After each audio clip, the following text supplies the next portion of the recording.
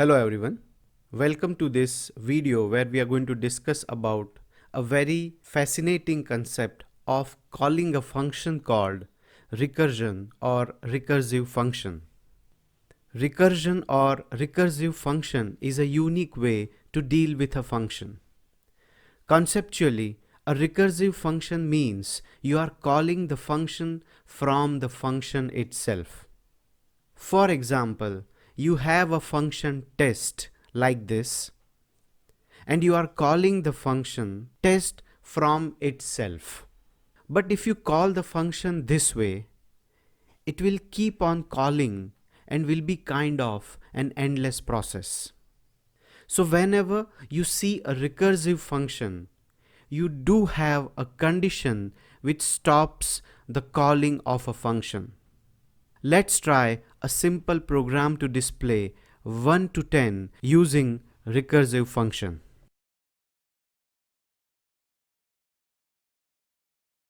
We name the function display number. Now this function is going to take one variable, say for example x. Because I am implementing recursion, I am going to call the function from the function itself. Of course, there will be one more call of a function from the main program. Now we want to try displaying 1 to 10 using recursion, so we should have a condition which will end the calling of the function. So here I will say if x is greater than 10, I just want to come out of the loop. Otherwise, I want to display the value of x, and also I'm going to call the x after incrementing x by 1. So here I am calling the function where I am passing the value of x. Now the only thing remaining is we need to call the function by passing value 1. Let's try to understand what will happen in this case. First time when the main program runs, this dn function will be called and value 1 is passed to variable x in the function as a parameter. Then x will be checked. Is it greater than 10? It's not. So it's going to go to the else part of it. Now value of x will be displayed because we are displaying x. So output is going to be 1 because we passed x when we called the function for the first time.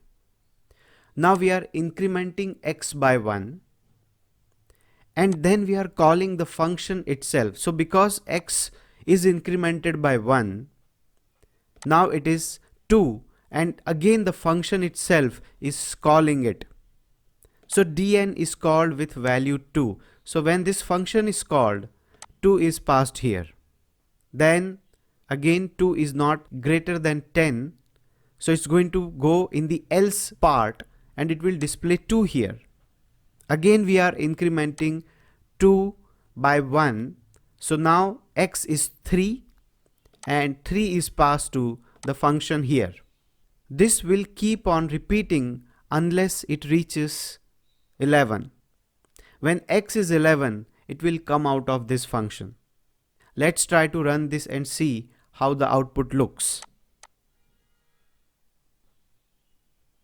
As you can see now that output is 1 to 10, but we have used the recursive function. You must remember that whenever there is a recursion, you have to take care of the condition, otherwise it will be an endless process. So make sure that whichever process you write, whichever program you write, with recursion, you should have condition defined with proper logics.